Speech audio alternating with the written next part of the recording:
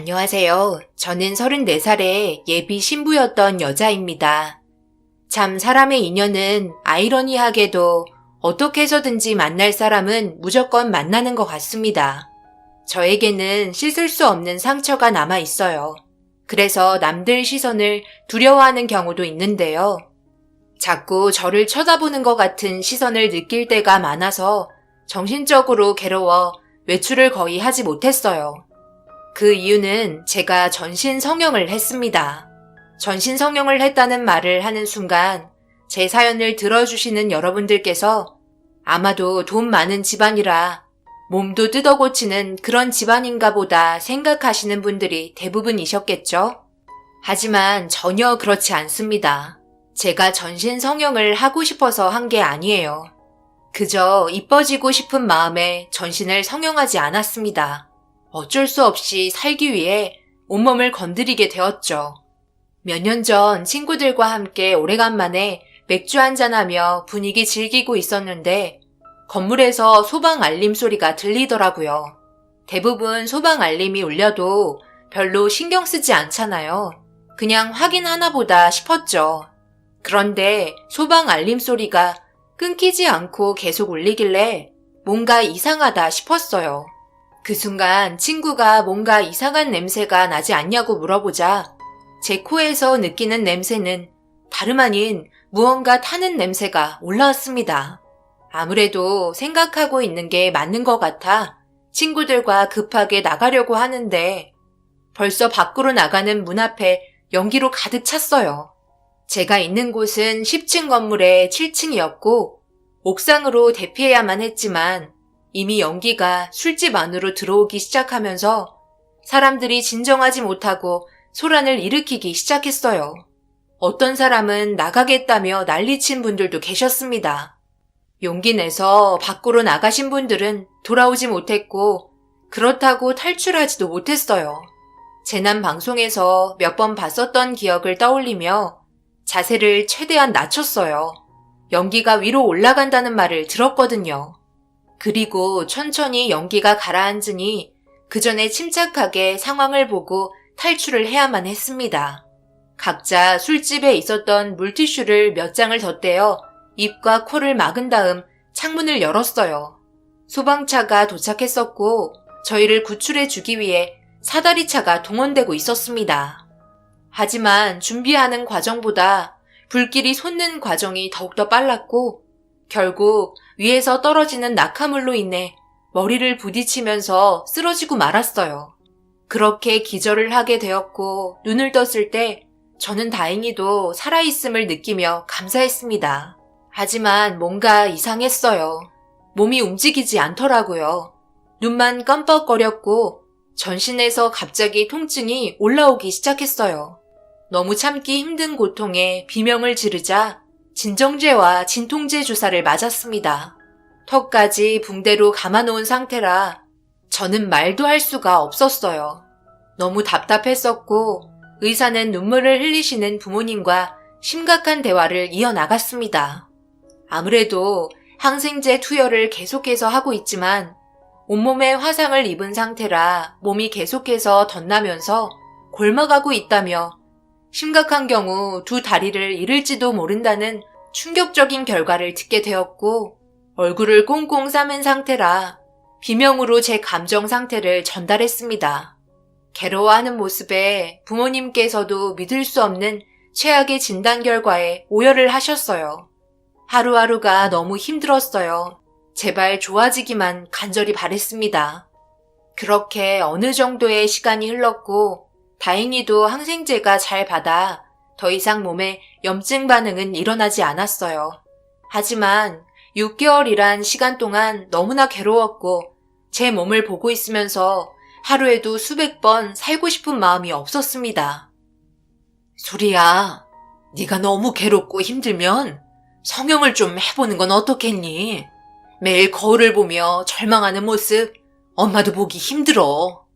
목숨을 건진 것만으로도 엄마는 감사하게 생각하고 있어. 신중하게 생각해보고 마음 있으면 엄마한테 얘기해라. 엄마는 저에게 성형을 권했어요. 전신에 남아있는 화상 자국 때문에 괴로워하는 저를 지켜보는 걸 힘들어 하셨어요. 그렇게 6개월이 더 지나고 완전하게 몸이 회복되고 나서 전신 성형을 하게 되었습니다. 화상으로 인해 1년 동안 치료받았고 밖으로 돌아다닐 수 없을 정도로 심각해진 얼굴과 몸이 완벽하진 않지만 회복시켜야 했어요. 저에게는 마지막 남은 희망이었어요. 그리고 기대를 가지고 수술을 진행했고 한 번으로는 끝낼 수 없다는 원장님의 말에 따라 몇 차례에 걸쳐 수술을 진행했습니다. 그 결과 조금씩 좋아지기 시작했고 수차례에 걸친 성형은 2년의 시간을 소비해야만 했어요. 화상으로 병원 신세진 지 1년, 성형으로 2년, 총 3년의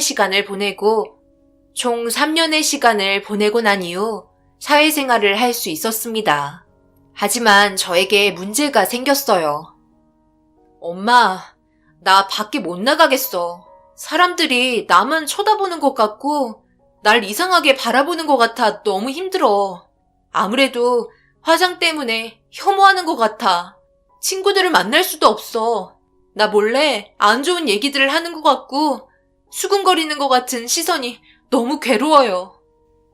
내가 보기에는 화상 자국도 많이 없어졌고 더 이상 힘들어하지 않아도 돼. 엄마는 괜찮은 것 같은데? 아직 적응이 안 돼서 그런 거니까 시간을 두고 천천히 적응해 나가자. 3년 동안 가족에는 만난 사람이 없어서 더 그럴 수도 있어. 그런데 왜 아직까지 범인을 잡지 못한 거예요? 나는 이렇게 괴로워하고 있는데 그 사람은 아주 잘 지내고 있을 거 아니에요. 경찰도 범인을 잡기 위해 정말 많은 노력을 하고 있다. 하지만 특별히 증거가 될 만한 게 발견되지 않아서 수사에 많은 어려움이 있어. 그러니 조금만 더 기다려보자. 범인은 언젠가 잡히기 마련이야. 꼭 처벌받을 거니 걱정하지 마. 아예 못 잡는 거 아니에요? 3년 동안 아무것도 한 게 없잖아요. 도대체 얼마나 기다려야 하는 건데요? 너무 무능력한 것 같아요. 괜히 엄마한테 짜증을 부리기 시작했어요. 엄마는 최선을 다해 저를 돌봐주셨는데 저는 그런 것보다 제가 겪고 있는 아픔이 더 우선이었고 방어범을 빨리 잡고 싶은 마음뿐이었습니다. 저처럼 고통받을 수 있게 똑같이 해주고 싶었어요. 이런 와중에 퇴근하고 들어온 아빠는 저를 보며 외모에 대해서 정말 괜찮다며 좋게 얘기해 주셨어요. 그러면서 선자리를 주선해 주겠다며 뜬금없이 쓸데없는 말을 해서 듣고 싶지 않아 자리에서 일어나 방으로 들어왔습니다. 결국 정신과 치료까지 받게 되었고 하루에도 수십 가지의 처방받은 약을 복용했어요. 이렇게까지 살아야 되나 싶었고 전신으로 성형했다고 해서 정신적인 상태까지 전부 되돌아오지 않았습니다. 불과 몇 년 전까지만 해도 평범한 삶을 살며 행복한 시간을 보냈었는데 이런 제가 너무 싫었어요. 그런데 아빠는 제 방을 노크했고 좋은 사람 만나서 행복하게 살길 바랬습니다. 선자리 주선해주는 게 싫은 거니? 아빠는 네가 다시 예전처럼 밝은 모습으로 돌아왔으면 좋겠는데.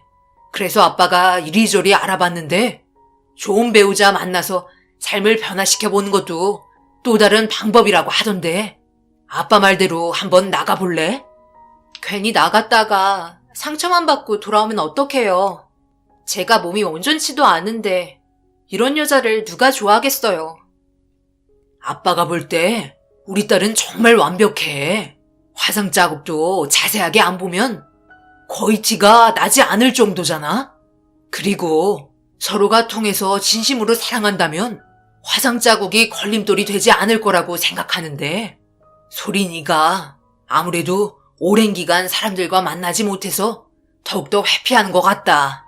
그러니 아빠 말 믿고 선자리 알아봐 줄 테니 좋은 남자 만나길 바란다. 아빠는 너만 행복해하면 바랄 게 없어. 제가 싫다는 말에도 밖으로 돌아다닐 수 있게 상황을 만들어주려고 많은 노력을 하셨어요. 결국 아빠의 설득 끝에 선자리를 나가게 되었고 저를 좋아해줄 남자가 있을 거라곤 전혀 생각하지 못한 채 저와 만나게 될 남자를 기다렸습니다.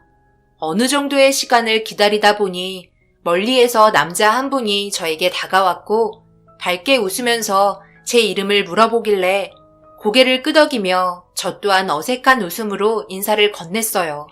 정말 오래간만에 많은 대화를 이어나갔고 좋은 시간을 보냈어요. 제가 긴장한 걸 알았는지 풀어주기 위해 노력해 주었습니다. 식사 자리가 즐거웠고 어느새 제가 화상을 입었었다는 것도 잊어버렸어요. 괜찮은 남자인 것 같아 또 한 번 만나고 싶었습니다. 하지만 역시 저와는 다르게 그 남자는 예의상이었고 두 번의 만남은 이루어지지 않았어요. 당연한 결과라고 생각했죠. 저는 진심을 다해 진지한 대화를 이어나갔었는데 그 남자는 그 자리가 불편했었다고 생각하게 되니 결국 눈에서 눈물이 흘러버렸어요. 아빠는 저에게 다가와 처음부터 좋은 관계를 유지할 수 있는 건 아니라며 세상에 남자는 많으니 걱정하지 말라고 어디론가 전화를 하셨습니다. 괜찮다고 말해도 아빠는 누군가와 계속해서 통화를 하고 있었어요. 그리고 알게 된 건 결혼정보 업체였습니다. 조건에 맞는 남자를 연결해주는 업체였죠. 그리고 이번에는 한 사람이 아닌 몇 사람과 예약이 잡혀 있었고 모두 다 그날 전부 만나봐야 했어요. 저는 이번이 마지막이라며 아빠에게 부탁을 했고 결국 또다시 선자리로 나갔습니다. 하지만 처음 만났던 남자와의 감정이 깊게 남았는지 두 번째 남자와의 대화는 이어지지 않았고 세 번째 남자 역시 저와는 맞지 않았습니다. 결국 네 번째 남자까지 만나게 되었어요. 그런데 네 번째 남자와는 어느 정도 대화가 통하더라고요. 분위기 자체도 밝았고 사람 괜찮아 보였습니다. 그래서 처음부터 제가 가지고 있는 단점에 대해서 말했어요. 저에게는 씻을 수 없는 상처가 있어요. 예전에 화상을 입어서 전신 성형을 했었거든요. 그래서 아직까지 화상 자국이 조금은 남아있는 상태예요. 제가 처음부터 이런 말을 드린 이유는 마음 접으실 거면 지금 자리에서 일어나시면 된다고 하는 말이니까 부담 갖지 마시고 잘 판단하시길 바랄게요. 더 이상 상처받고 싶지 않고 의미 없는 대화도 이어나가고 싶지 않아요. 화상이요? 도대체 어디에 화상이 있다는 거예요? 저는 잘 모르겠는데요? 그리고 그런 아픔 때문에 전신 성형한 건데 그게 잘못됐나요? 전혀 신경 쓰고 있지도 않으니 걱정하지 마세요. 저는 모든 걸 솔직하게 얘기해 주신 소리 씨의 그런 모습이 너무 대단하다고 생각돼요. 사람은 자신의 단점을 감추기 마련인데 오히려 드러내는 모습이 너무 좋게 다가오는데요. 이 남자는 되려 저에 대한 칭찬을 많이 해줬고 그런 점들이 너무 좋게 다가왔다며 저를 마음에 들어하고 있었어요. 정말 쉬지 않고 대화가 이어졌어요. 서로에 대해 알아가면서 분위기는 무르익어갔습니다. 저에 대해 거리낌 없이 다가와주는 모습에 제 마음도 어느새 활짝 열리게 되었어요. 그리고 자신감까지 얻을 수 있었습니다. 그렇게 한참 동안 좋은 만남을 가지고 있었는데 어느새 시간이 늦어버려 집에 돌아가야 했어요. 그래서 마무리 인사를 하는데 늦은 시간 혼자 집에 가는 건 위험하다며 저를 집까지 바래다 주었습니다. 괜찮다고 몇 번이나 말했지만 자기가 불편하다며 결국 집 앞에까지 내려줬어요. 저희는 헤어지면서 다음에 다시 만나길 원했고 주말에 약속 장소까지 잡게 되었습니다. 남자가 차를 돌려 돌아가는 모습을 보고 저도 집에 들어갔고 부모님은 괜찮았냐는 말에 고개를 끄덕이며 좋았던 감정을 얘기하기 시작했어요. 얼마만인지 부모님 앞에서 수다 떠는 게 너무 좋았어요. 제가 밝게 웃고 있는 모습을 보고 있던 엄마는 기쁜 나머지 눈물을 흘리셨고 아빠는 나중에 정식으로 인사시켜달라며 좋아해 주셨습니다. 저에게는 정말 특별한 날이었고 평생 잊을 수 없는 기억이었어요. 그리고 평일에는 가끔씩 만났고 주말에는 무조건 만났어요. 서로에 대해 점점 더 많은 것들을 알게 되면서 이 남자에게 진정한 사랑을 느끼기 시작했습니다. 그리고 결혼까지 하고 싶다는 또 다른 마음이 싹트기 시작했어요. 이 남자가 저에게 워낙 물을 잘 주는 바람에 꽃이 활짝 피게 되었고 가끔씩 만나던 사이는 어느새 매일 얼굴을 안 보면 힘들어질 정도로 사랑이 깊어졌습니다. 그렇게 시간은 흘러 어느새 저희는 대화하던 도중 결혼 얘기가 나오게 되었어요. 선자리로 만난 만큼 결혼에 대해서 진지하게 생각하고 있었고 양가 집안 인사까지 드리게 되는 상황까지 생기게 되었어요. 저희 집안의 경우 제가 좋다고 하니 무조건 찬성해 줬습니다. 그리고 아버님, 어머님 또한 저에 대해 어느 정도 알고 계셨는지 그동안 마음고생 얼마나 심했냐며 자기 아들이랑 마음 맞는 사람은 제가 처음이라면서 앞으로 결혼하고 행복한 날들만 펼쳐지길 바란다고 축하해 주셨어요. 그렇게 저희는 상견례를 하게 되었고 결혼식 날짜까지 잡힌 상태였어요. 시부모님 또한 성격이 워낙 좋으셔서 저와도 금방 친해졌어요. 그동안 정말 힘들었는데 이 남자 만나서 새로운 삶이 시작된다는 게 너무 설레었고 좋은 날만 가득하길 바랬습니다. 시부모님 집안은 저희보다 훨씬 잘 살았어요. 저희도 어느 정도 재산이 많은 편이지만 시댁에 비하면 세 발의 피였죠. 강남에 건물이 몇 채는 될 정도의 재벌 집안이셨습니다. 그래서 가끔 어머님이 시간이 날 때마다 백화점 쇼핑도 저와 자주 나갔어요. 결혼식만 안 했지 벌써 며느리인 거나 다름없었습니다. 네가 그래도 우리 아들 잘 잡아줘서 고맙다. 언제 철드나 생각했었거든. 워낙 이리 튀고 저리 튀는 성격이라 웬만해서는 컨트롤하기 힘들어. 나도 우리 남편이랑 처음 만났을 때 무슨 저런 사람이 다 있나 생각했었는데 피는 못 속인다고. 우리 아들이 남편이랑 성격까지 똑 닮았더라고. 가끔 골치 아플 때가 한두 번도 아니었어. 나중에 우리 아들을 어떻게 구워 삶을지 다 알려줄 테니까 결혼 생활 너무 걱정하지 말고 내 말만 잘 듣도록 해. 그리고 여기에서 물건 하나 골라보도록 하자. 이번에 신상 하나 나왔다는데 선물 하나 해주마. 고르는 김에 너희 안 써던 물건도 하나 골라볼까? 어머님은 그 사람의 성격을 너무 잘 알고 있는 것 같았어요. 특이한 점이 몇 군데 있긴 하지만 그렇다고 살면서 문제될 것 같진 않았습니다. 그리고 그런 긍정적인 태도가 저에게는 너무 마음에 들었어요. 제가 조용하고 밝은 성격이 아니라서 같이 있으면 저도 밝아지고 활기가 생기더라고요. 그래서 함께 있는 게 저에게는 너무나 큰 비중을 차지하게 되었어요. 어머님은 그날 결혼식 며칠 남지 않았는데 자기 집에서 저녁이나 같이 먹자며 집으로 초대해 주셨어요. 자주는 아니더라도 상견례하고 나서 몇 번 찾아뵌 적 있었고 이번에도 마찬가지로 시댁에 도착했습니다. 그렇게 어머님이 미리 전화를 하셔서 가사 도우미분들이 음식을 한껏 준비해 주셨고 때마침 예비 신랑과 아버님이 들어오셔서 한자리에 모여 식사를 하게 되었습니다. 이런 과분한 사랑을 받아도 되는 건지 생각하며 지금의 분위기를 즐겼고 너무나 행복했어요. 이 남자는 혹시라도 불편한 상황이 생길까봐 세세한 거 하나하나 신경 써 주었습니다. 즐거웠던 시간은 너무나 빨리 흘러갔어요.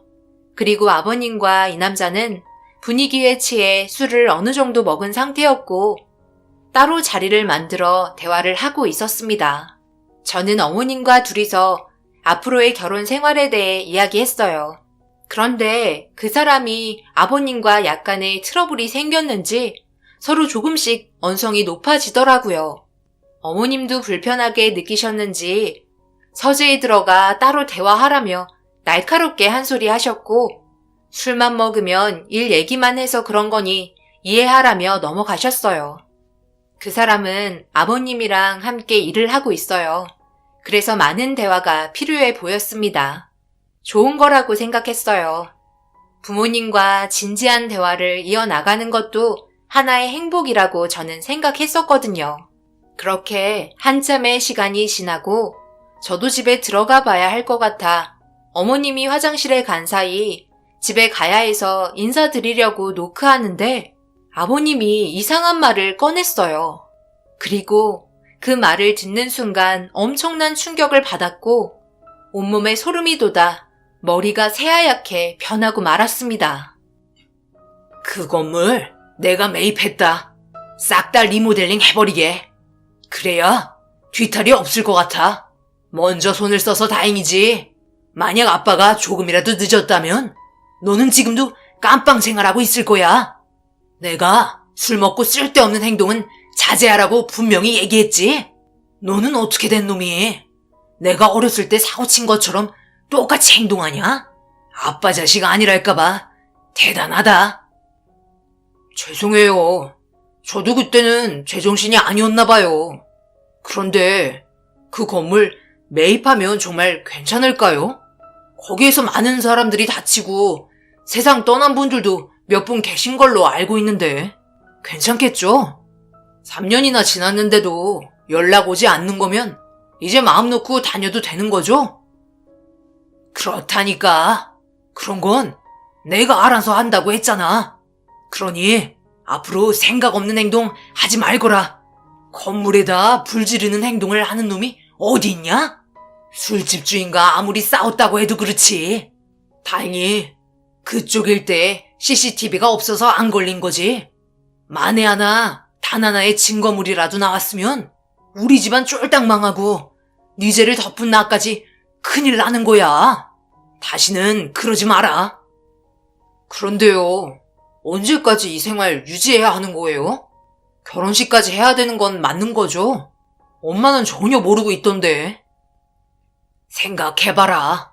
네 엄마한테 그냥 회사 홍보차 좋은 이미지 얻기 위해서 우리 아들이 화상을 입어서 장애를 가진 여자와 결혼만 시키고 위자료 조금 준 다음 이혼시킬 거라고 얘기하면 가만두겠니?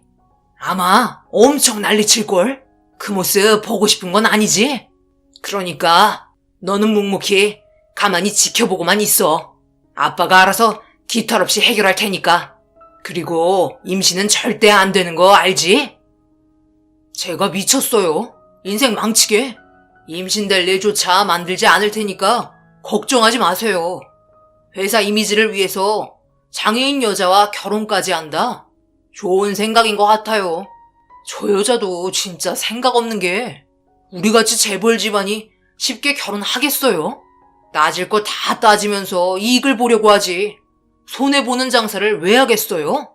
군데군데 화상 자국 있는데 아휴 정말 혐오스럽더라고요.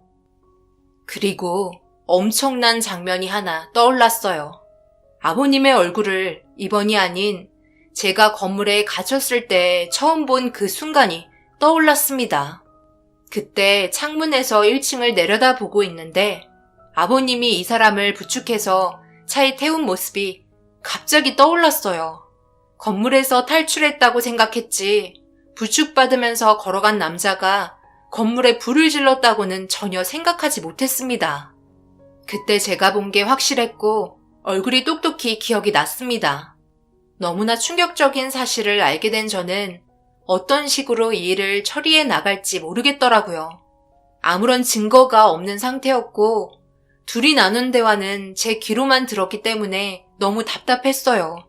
핸드폰으로 녹음해야 한다는 걸 둘의 대화 나누는 소리에 너무 집중한 나머지 깜빡 잊고 있었습니다.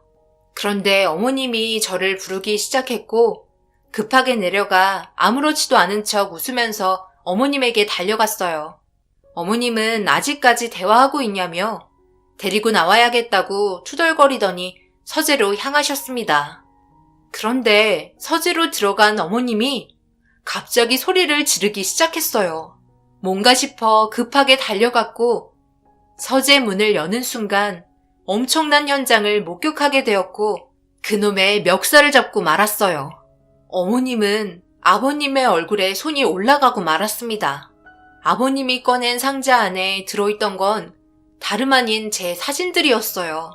병원에 있을 때부터 모든 사건을 아버님이 조사하고 있었고, 화재 현장에서 살아남은 여자가 전신 화상을 입어 힘들어하는 모습을 보니 의도적으로 회사의 홍보 효과를 얻을 수 있을 것 같아서 계획을 짜고 있었어요.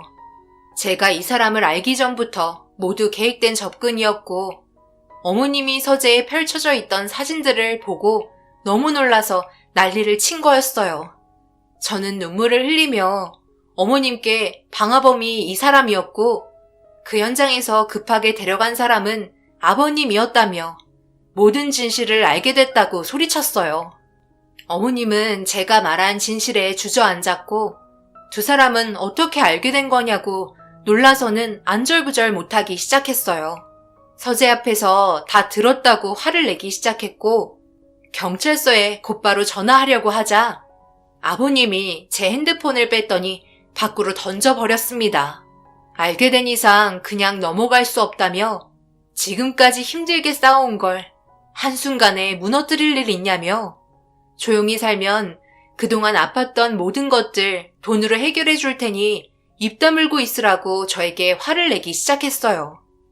저는 법적인 처벌을 받게 할 거라고 그 자리에서 빠져나가려고 하는데 갑자기 어머님이 제 머리채를 잡더니 절대 나가지 못한다며 자기 가정이 무너지는 건 용납할 수 없다고 난리를 치기 시작했고, 믿었던 어머님마저 제 편이 아닌 저에게 몹쓸 행동을 한 자기 가족의 편을 들어주었어요. 저는 그 자리에서 있는 힘껏 그 사람들을 밀치고 밖으로 나왔어요. 그놈은 저에게 급하게 따라왔습니다. 잠깐 서봐. 생각이 그렇게 없어? 모든 거 보상해 주겠다잖아. 도대체 뭐가 문제야? 3년 동안 힘들었던 거 30년 편하게 살게 해주겠다고. 그러니까 지금 이렇게 무턱대고 감정적으로 나오지 말고 내 말 좀 들어봐. 우리 회사 홍보 효과도 있고 너는 돈을 챙기고 일석이조잖아? 좋은 기회를 너에게 주겠다는데 놓칠 거야? 법대로 한다고 해서 달라지는 게 뭔데? 네가 얻어갈 수 있는 건 아무것도 없다고. 결국 몸에 남은 상처만 바라보며 눈물을 흘리겠지. 그런데 잘 생각해봐. 나랑 결혼만 하잖아? 그럼 너는 많은 돈을 얻을 수 있고 깔끔하게 위자료까지 받고 이혼할 수 있어. 우리는 그냥 회사 사장 아들이 전신 화상을 입은 여자와 사랑에 빠진 스토리를 만들면 된다니까. 우리 아빠가 하자는 대로 하면 되는 거야. 그리고 엄마가 머리채 잡은 건 내가 대신 사과할게. 너무 갑작스러운 상황이라 우리 집안이 망할까봐 그런 거야. 제발 조용히 넘어가자. 좋은 게 좋은 거잖아. 뭐라고? 지금 그게 말이라고 하는 거야? 네가 내 3년의 시간을 알아? 너의 그 무책임한 행동 하나 때문에 나만 피해봤어. 다른 사람들도 엄청난 피해를 봤다고. 그리고 네가 저지른 범행에 대해서 눈 감고 돈 받으면 나도 공범이 되는 거잖아. 내가 그렇게 생각이 없는 사람 같아? 30년 동안 편하게 살면 된다고? 돈이 아무리 많아도 돌아오지 않는 내 몸을 볼 때면 30년이 아닌 평생 눈물을 흘리면서 살아야 돼. 이런 아픔을 회사 홍보용으로 이용하려고 하고 자기 잘못은 인정하지 않으려는 이런 개차반 같은 집안은 당연히 망해야 되는 게 맞는 거지. 그래야 땅을 치고 후회하지. 나는 너희 집안 절대 용서할 수 없어. 저는 그놈을 밀치며 택시에 올라탔어요. 그리고 이 사건을 담당했었던 형사와 연락을 취한 다음 수사에 들어갔습니다. 결과적으로 모든 사건이 밝혀지게 되었고 제가 받은 고통에 대한 보상 또한 받을 수 있었어요. 정신적인 스트레스는 물론 평생 동안 남아있을 흉터에 대한 보상이며 소송 걸을 수 있는 건 저희 부모님이 변호사를 통해 최선을 다해 준비하셨습니다. 그 결과 그 집안은 결국 회사까지 주저앉을 정도의 타격을 입게 되었어요. 세 사람 다 그때의 사건을 발설하지 않으려고 저에게 했던 행동은 지금도 잊을 수가 없네요. 이 문제가 저 혼자만의 문제가 아니라 건물에서 장사하던 사람들까지 피해를 보고 세상을 떠난 사람들도 계신다는 소식이 전해지면서 더욱더 사태는 커지게 되었습니다. 저와의 소송은 끝이 났지만 다른 사람들의 소송 또한 이어지는 것 같았어요. 피해를 본 사람들에게 가지고 있던 많은 재산으로 전부 보상해주고 구치소에서 법이 내린 형량만큼 뉘우치며 살길 바랍니다. 잘못을 저지른 사람은 언젠가 그에 해당하는 대가를 받는 것 같습니다. 이런 식으로 해결될 거라고 전혀 생각하지 못했는데 그래도 다행이네요. 정말 술 먹고 행패 부리는 사람들, 돈 많다고 무조건 돈으로 휘두르려는 사람들, 제발 정신 차렸으면 좋겠어요. 지금은 그래도 마음이 한결 편해지긴 했어요. 이 사건의 범인이 잡히지 않을 것 같아 너무 괴로웠었거든요. 앞으로 제 자신을 위해 좀 더 밝은 삶을 살려고 노력하겠습니다. 여러분들께서도 항상 힘내시고 경기가 안 좋은 이때에 웃음 잃지 마시기 바랍니다. 감사합니다.